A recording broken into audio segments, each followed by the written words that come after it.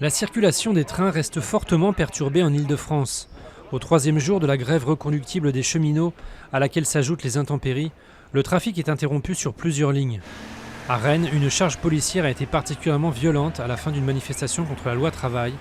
Plusieurs journalistes ont été frappés et leur association locale a décidé de saisir le défenseur des droits. La Seine est attendue à son plus haut niveau aujourd'hui à Paris. Le pic, aux alentours de 6 mètres, devait intervenir dans l'après-midi avant une décrue espérée pendant le week-end. Les berges inondées sont impraticables et plusieurs musées mettent leurs collections à l'abri.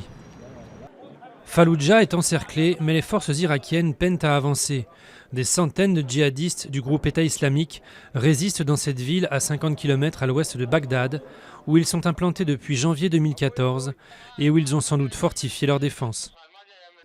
Violente réaction d'Ankara après la reconnaissance par Berlin du génocide arménien. La Turquie a rappelé son ambassadeur en Allemagne et les relations entre les deux pays seront très affectées, a menacé le président turc Erdogan.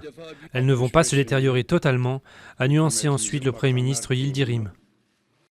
Prince est mort d'une overdose de médicaments. Le chanteur avait pris trop de fentanyl, un puissant antidouleur opiacé, ce qui explique son décès brutal le 21 avril dernier. Ce médicament est considéré comme 50 à 100 fois plus puissant que la morphine.